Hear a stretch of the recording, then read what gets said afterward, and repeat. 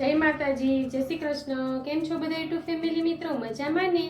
मजामां जशो तो हूँ आज मारी चेनल लईने आवी छुं सोरठनी अन्नपूर्णा किचन, जेमां तमारुं हार्दिक स्वागत छे। तो आज एवी रेसिपी बताववानी छुं बधानी फेवरेट होय पंजाबी एटले के काजू कढ़ीनुं शाक। આપણે બાર ઢાબામાં કે હોટલમાં ખાઈ શકીએ એ જ રીતના આપણે સરસથી ઘરે બનાવી શકીએ ને એ રીતના આજે શાકની તમને રેસીપી બતાવીએ છીએ। તો ચાલો સૌપ્રથમ આપણે નિહાળી લઈએ। જોઈ લો, આપણે અત્યારે પંજાબી કાજુનું શાક બનાવવાનું છે। એટલે જો આ રીતે આપણે છે ને સરસથી કાજુ લઈ લીધા છે અને 100 ગ્રામ કાજુ લઈ અને આપણે આ રીતે એના બે ફાડા કરવાના છે। આજે આપણે 100 ગ્રામ કાજુમાં કઈ કઈ પ્રોસેસ કરવાની, ચાલો આજે અમે બનાવવાના છીએ પંજાબી શાક અલગથી, તો જરૂરથી મારા વિડીયોમાં તમે કન્ટિન્યુ રહેજો। ચાલો આપણે કાજુ કરીનું શાક બનાવવા માટે જો આપણે કાજુ લીધા છે 100 ગ્રામ, ત્યાર પછી 3 ટમેટા, 3 ડુંગળીને આ રીતે આપણે જો પીસ કરી લીધા છે। હવે આપણે એને મિક્સર જારમાં દળી લેશું આપણે ગ્રેવી બનાવવા માટે। ત્યાર પછી આપણે કાજુ કરીનો મસાલો લીધો છે, એને આપણે સરસથી પાણી નાખી અને સરસથી આપણે જો આ રીતે એને આપણે સરસથી એનું મિશ્રણ કરી રાખ્યું છે આ રીતે। ત્યાર પછી આપણે 5 થી 6 કળી લસણની લીધી છે। ત્યારથી પછી આપણે 1 ચમચી હળદર લીધું છે। ત્યાર પછી આપણે 1 ચમચી આપણે એક મરચું લીધું છે, એને આપણે આવડા પીસ કર્યા છે। આપણે પેપ્સિકમ મરચું હોય તો એનો પણ આપણે ઉપયોગ કરી શકીએ છીએ અને જો ઘરમાં સાદું મરચું હોય તો એનો પણ આપણે ઉપયોગ કરી શકીએ છીએ। ત્યાર પછી આપણે કાશ્મીરી લાલ મરચું પાવડર લીધું છે 3 ચમચી। ત્યાર પછી આપણે તેલ લીધું છે 1 વાટકો। ત્યાર પછી આપણે જો સ્વાદ અનુસાર નિમક લીધું છે।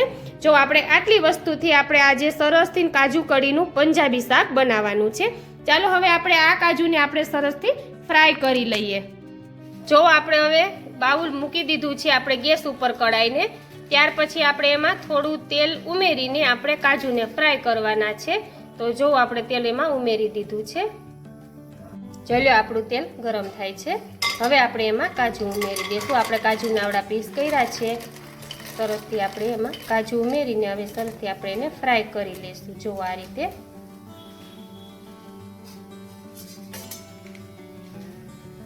આપણે હવે એને ફ્રાય કરી લઈશું। જ્યાં સુધી આપણા કાજુનો રંગ બદામી કલર જેવો ના થઈ જાય ત્યાં સુધી આપણે આને ફ્રાય કરવાના છે। જોઈ લો, આપણા કાજુ ફ્રાય થઈ ગયા છે। 2 થી 3 મિનિટમાં આપણા કાજુ સરસથી જો આ રીતે ફ્રાય થઈ જાય છે। હવે આપણે એને એક ડીશમાં બહાર લઈ લેશું। જોઈ લો, આપણે 3 ટમેટા હતા એને સરસથી આપણે આ રીતે મિક્સર જારમાં ક્રશ કરી લીધા છે। ત્યાર પછી આપણે ડુંગળીને પણ આ રીતે ક્રશ કરી લીધી છે। જો આપણે હવે એને ક્રશ કરીને આપણે સરસથી ગ્રેવી બનાવવાની છે। જો આપણે 7 થી 8 કળી જે લસણની લીધી છે તેને આપણે આ રીતે ખમણી લેવાની છે। આપણે જો અત્યારે આ ડુંગળીને આપણે જે ક્રશ કરેલી છે તેની સાથે આપણે લસણને ખમણી લઈએ છીએ।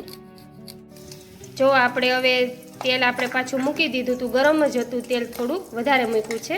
ત્યાર પછી આપણે એમાં મરચાં ઉમેર્યા છે। સૌ પ્રથમ આપણે અત્યારે પંજાબી કાજુ કરીનું શાક બનાવીએ છીએ, સરસથી આપણે ઘરે બનાવી શકીએ છીએ, બહાર હોટલ જેવું અને રેસ્ટોરન્ટ જેવું। જો આપણે મરચાં ઉમેરી દીધા છે। સૌ પ્રથમ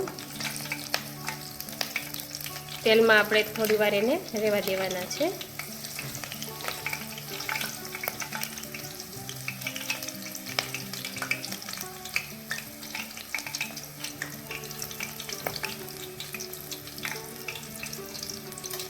ત્યાર પછી આપણે જે ડુંગળીને ક્રશ કરી છે મિક્સર જારમાં, આપણે 3 ડુંગળી લીધી છે। 100 ગ્રામ કાજુનું શાક છે આપણે એમાં આપણે એટલી વસ્તુ ઉમેરીએ છીએ। તો 3 ડુંગળી લીધી છે, એમાં આપણે 5 થી 6 કળી લસણની ખમણી છે। સૌથી પહેલાં આપણે એને લેવાનું છે અને એને આપણે સરસથી આપણે હવે ગ્રેવીમાં તૈયાર કરવાનું છે। આ રીતે જો તેલમાં આપણે એને એકદમ સરસથી ડુંગળી આપણે ગ્રેવી પાકી જાય ત્યાં સુધી આપણે એમાં તેલને રહેવા દેવાનું છે। જોઈ લો, આપણે સરસથી ડુંગળીની ગ્રેવી છે આપણે સરસ ચડી ગઈ છે, એને આપણે ચડવા દેવી પડે છે જેથી કાચી ના રહે, તે માટે 5 થી 6 મિનિટ જેટલી। ત્યાર પછી જે આપણે 3 ટમેટાને આપણે જે મિક્સર જારમાં ક્રશ કર્યા છે ને એને ઉમેરી દઈશું આ રીતે। હવે આપણે એને પાછું આપણે 3 થી 4 મિનિટ જેટલું એને પણ આપણે ચડવા દઈશું જેથી ટમેટા અને ડુંગળી સરસ રીતે એમાંથી કાચી ના રહે, તેનું ખાસ ધ્યાન રાખવું। તો આ રીતે હવે તેલમાં આપણે સરસથી ગ્રેવી બને છે। આ રીતે સરસથી આપણે બધું મિક્સ કરી દેવું અને હવે આપણે એને એકદમ સરસ જ્યાં સુધી શેકાઈ જાય કે આપણે સરસથી આપણે ગ્રેવી ચડી જાય ત્યાં સુધી આપણે આને હવે હલાવ્યા રાખશું. ત્યાર પછી આપણે સ્વાદ અનુસાર નિમક એડ કરવાનું છે. આ રીતે જોયું આપણે ડુંગળીની અને ટમેટાની ગ્રેવી ચડી ગઈ છે. ત્યાર પછી આપણે જો આ મસાલો આપણે લીધો છે આપણે રેડીમેડ કાજુ કઢીનો, એને સરસથી આપણે પાણીમાં નાખી અને સરસથી મિશ્રણ કરી લીધું હતું, એને આપણે એડ કરવાનો છે મસાલાને. આ રીતે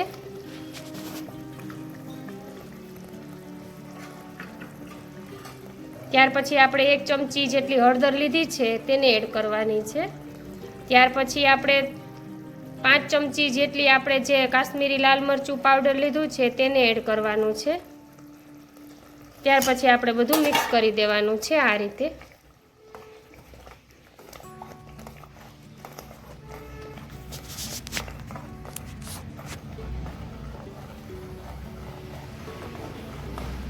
આપણે સરસથી આ ગ્રેવી બધી ચડવા દેવાની છે. આ બધો મસાલો આપણે કાજુ કઢીનો પંજાબી આપણે રેડીમેડ બધે બેકરીમાં કે કોઈ પ્રોવિઝન સ્ટોરે આપણે બધે મળે જ છે, તો આપણે એ મસાલો આમાં એડ કર્યો છે.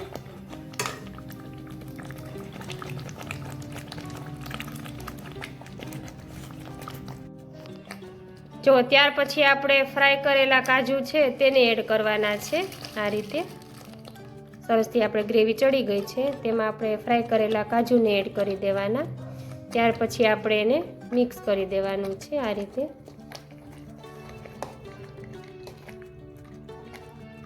તો આ રીતે સરસથી આપણે એને બધી ગ્રેવી સાથે કાજુને આપણે જે લીધા છે 100 ગ્રામ એને મિક્સ કરી દેશું. ત્યાર પછી આપણે થોડું પાણી એડ કરવાનું છે, જેથી આપણા કાજુ અને આપણા ગ્રેવી સરસથી એકદમ મિક્સ થઈ જાય એ માટે. એટલે આપણે 1 વાટકો પાણી નાખવાનું છે આ રીતે. જો હવે આપણે એને સરસથી હલાવી લેવાનું છે. જો હવે આપણે એને એકદમ સરસથી મિક્સ કરી દેવાનું છે આ રીતે. અને હવે આપણે એને ગેસ ફૂલ રાખીને સ્ટવ આપણો એને ચડવા દેવાનું છે. એટલે સરસથી આપણા ફ્રાય કરેલા કાજુ અને બધું સરસથી અંદર બફાય. જો આપણે આને 5 થી 8 મિનિટ ચડવા દેવાનું છે. જો આ રીતે. તો હવે આપણું સરસથી ચડી ગયું છે. આપણું એકદમ સરસથી આપણે રેસ્ટોરન્ટમાં હોય એવું કાજુ કઢીનું પંજાબી શાક બનાવ્યું છે. જો આ રીતે સરસથી ગ્રેવીવાળું બનાવીને આપણે જો હવે આપણે આને એક બાઉલમાં એડ કરી દઈશું. આપણું સરસથી કાજુ કઢીનું પંજાબી મસાલાવાળું શાક તૈયાર થઈ ગયું છે આ રીતે. હાલો તો આપણે સરસથી જો આ કાજુ કઢીનું પંજાબી શાક એકદમ મસાલાવાળું એટલે કે ગ્રેવીવાળું સરસથી આપણે ઘરે જુઓ આપણે બહાર રેસ્ટોરન્ટમાં કે ધાબામાં ખાતું હોય એવા સરસથી આપણું સરસથી ઘરે બનાવ્યું છે. અને એકદમ સરસથી 15 થી 20 મિનિટમાં આપણું આ શાક તૈયાર થઈ જાય છે. તો જરૂરથી તમે જો એને નાન સાથે પણ શેર કરી શકો છો અને રોટલી સાથે પણ શેર કરી શકો છો. જો તમે જોઈ રહ્યા છે આપણે કાજુને એકદમ સરસથી પહેલાં આપણે એને કેવી રીતના કર્યું, ત્યાર પછી કેવી રીતના ગ્રેવીને આપણે ચડવા દીધી, કેવી રીતના આપણે એને ક્રશ કર્યું, બધું અમે તમને રેસીપીમાં બતાવ્યું છે. તો આ રીતે જરૂરથી બનાવજો અને રોજે રોજ તમે રેસીપી નિહાળતા રહેજો. અને મારી ચેનલને તમે હજુ સુધી સબસ્ક્રાઈબ ના કરી હોય મિત્રો તો કરી દેજો. તો તમે જોઈ લીધું ને આપણે પંજાબી કાજુ કઢીનું મસાલાવાળું એટલે કે એકદમ સરસથી ગ્રેવીવાળું શાક કઈ રીતે બનાવ્યું છે તે. તમે એને રોટલી સાથે પણ શેર કરી શકો છો અને આપણે નાન સાથે પણ શેર કરી શકીએ છીએ. તો જરૂરથી આ રીતે બનાવજો. એકદમ સરસથી ટેસ્ટી શાક બનશે. અને આપણે એનો કાજુ કઢીનો મસાલો કોઈ પણ આપણે રેડીમેડ પ્રોવિઝન કે બેકરીએ ઉપલબ્ધ છે એટલે કે મળી રહે છે. તો આ રીતે બનાવશો તો બધાને ભાવશે, કેમ કે બાળકોનું તો ફેવરિટ હોય છે. તો જરૂરથી 2 રોટલી ખાતા હોય તો 2 રોટલી વધારે ખાશે એવું સરસથી આ શાક બને છે. તો બસ આ જ રીતે મારી રેસીપી તમે જોતા રહેજો. અને જો હજુ સુધી તમે રેસીપી જોતા હોય અને ચેનલને સબસ્ક્રાઈબ ના કરી હોય મિત્રો તો જરૂરથી કરી દેજો. અને હા, બેલ આઇકન દબાવવાનું તો ભૂલતા જ નહીં, જેથી રોજે રોજ સૌથી પહેલા રેસીપી તમને જોવા મળે. તો ચાલો હવે આવતીકાલે મળશું કંઈક નવા વિડીયોમાં કંઈક નવી રેસીપી સાથે. જય માતાજી, જય શ્રી કૃષ્ણ. અને છેક સુધી વિડીયો જોવા માટે તમને બધાને થેન્ક યુ.